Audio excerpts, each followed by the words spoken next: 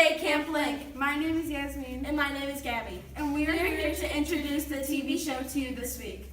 It was a very fun and exciting week, and we hope you enjoy what you're about to see. Now over to Katrina and Janine, who interviewed Dr. Bishop for our Classroom of the Week. Hi, I'm Katrina. And I'm Janine. And we're here interviewing Dr. Bishop for Classroom of the Week. She works at the planetarium. How long have you been working at the planetarium? Well, quite a few years. I think I started in about 1969, 70. So it's not 50 years, but it's going on that. So 40-some, let's say. Long time. I've been retired officially for a long time, but I continue to work with the planetarium. What is your favorite part of the planetarium? Well, Janine, I think that the students who come to see me and I teach, they're the best, okay? What's your favorite planet in space? Well, I like to learn about all the planets, but I think that the most intriguing to me has been Mars, because that's the planet to which people will probably first go and try to colonize. Maybe not in my lifetime, but maybe in yours. That would be very special. Are there a lot of space experiments children can do at home? Well, there are experiments, but usually not in the sense that many of the other sciences have. I think having a small telescope or just a pair of binoculars to look at the moon and planets is probably about the best kind of experimenting you can do in astronomy. I know that there are things you could do to learn about the physics of astronomy and the chemistry of astronomy. Those are what I would call experiments, but viewing, observing with a small telescope or binoculars, that's probably the best thing for people to do at home with the topic of astronomy. How long do you think it'll be until the sun explodes? The sun is not going to explode. We won't have an explosion. There are stars that do explode, and they become what we call supernovae, but we won't have our sun doing that.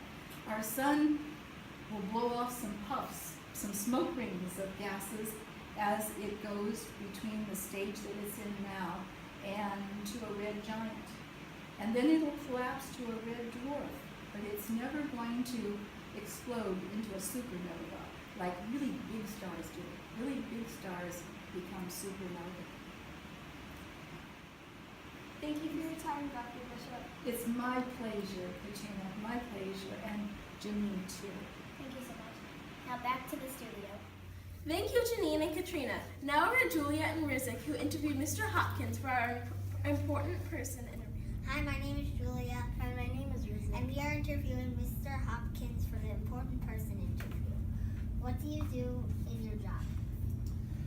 Well, as the treasurer of the school district, I'm responsible for all the finances, all of the money in the school district.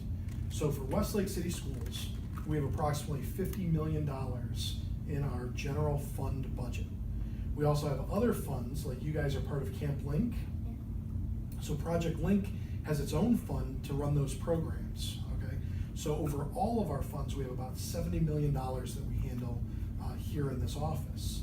So as the role of the treasurer is to watch over that money, make sure that we're spending it correctly, that we're complying with all of the laws in the state of Ohio, and making sure that we're responsible to the community who's providing that money to us.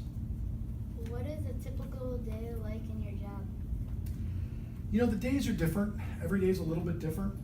Oftentimes we're coming in, reviewing our bank accounts, reviewing our purchase orders as people are requesting to spend money. They go through a requisition process where they request money to be spent. We then convert that to a purchase order once it's been approved. And then it's working with the vendors to make sure that they can provide those products or services. So again, with your Camp Link program, you know, let's use an example, as I think you did a field trip yesterday. I saw the buses here yesterday.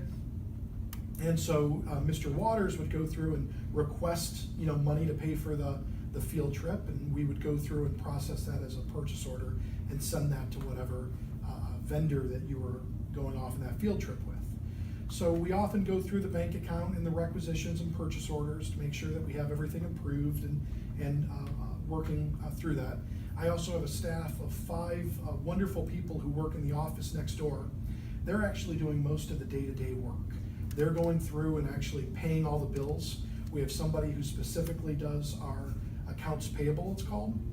They pay all of the bills for the district and make sure that we're, once the vendor provides that service or product, we pay them for it. We also have another person who only does payroll. We have a lot of people who work here in Westlake City Schools, really about 500 to 600 people that work in the Westlake City Schools, and we need to pay them each and every, we pay twice a month, so about every 2 weeks. Then also we have someone who works on our grants management. We have an administrative assistant who works on the activities accounts, and then I have a budgetary analyst who works with me as well to oversee the money. So it's working with each of those 5 people to make sure that we're doing the roles correctly in the district, make sure we're processing everything correctly and working to provide the education for our students here. So it's really varies because I'm working with them every day, but most days it's reviewing a lot of numbers, working with a lot of numbers and a lot of data.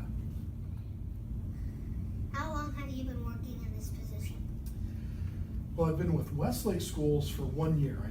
I'm just finishing 1 year now. I started in July of 2016, but I've been a treasurer for this 3.5 years.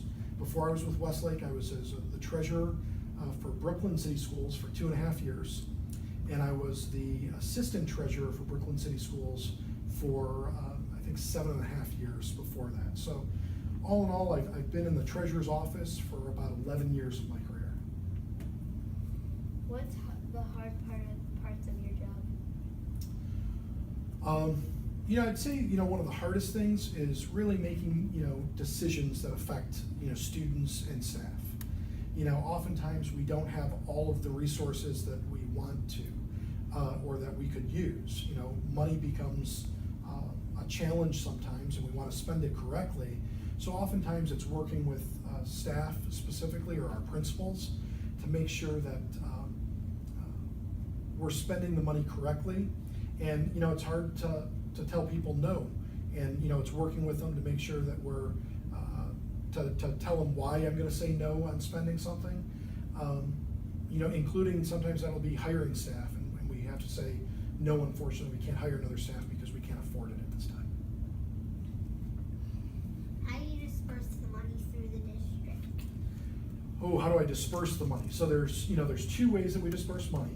We have one that we do payroll, where we pay all of our employees, and that's just, they turn in timesheets or they have contracts, and we pay them twice a month. So that's the one way we disperse money, by paying our staff. What's the best part of your day? Ooh, what's the best part of my day? The best part of my day is working with the people who are here in Westlake City Schools. We've got some really good people working here, and that's really been a privilege for me to get to know everyone and work with them and see our staff and our students and watch our students succeed in what they do every day. Okay, thank you. Thank you, guys. Thank you, Rizik and Julia. And now back to the station where there are some important updates waiting for you. Hello. Can anyone hear us? Come in. We are stranded in space and we are not sure what is happening. My name is Ella. And my name is Jordan. And we are here to bring you our week in review. This week was rather busy for campers. We went to the planetarium and learned about the sun.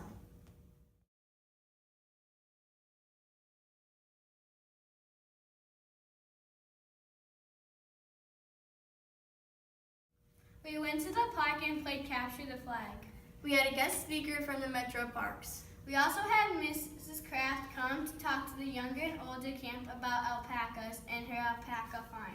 We learned many interesting facts and had the opportunity to pet an alpaca. It was very interesting.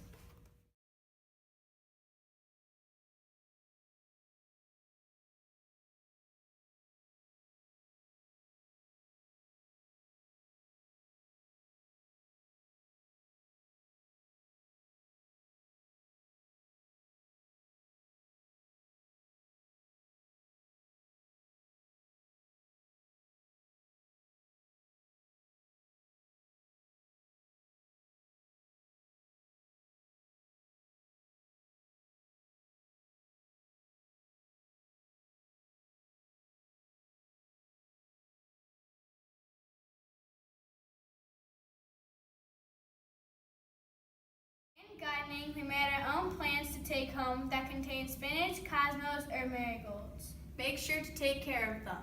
For our field trip this week, we went to the International Women's Air and Space Museum, where we learned many interesting facts about some amazing women like Amelia Earhart. We also went to Lakewood Park where we got to play on a huge playground. We hope you enjoyed the summary of our week. Now over to our director who has an important message for you. Houston, come in. Can you hear me? Oh, hi. My name's Anthony and I'm the director for the TV show this week. We want to thank you for watching our episode this week and we hope you enjoyed and were surprised with what you saw. We also may have an update on our missing episodes, so stay tuned and have a great weekend that is out of this world. Coming from the moon, Anthony Liberkowski.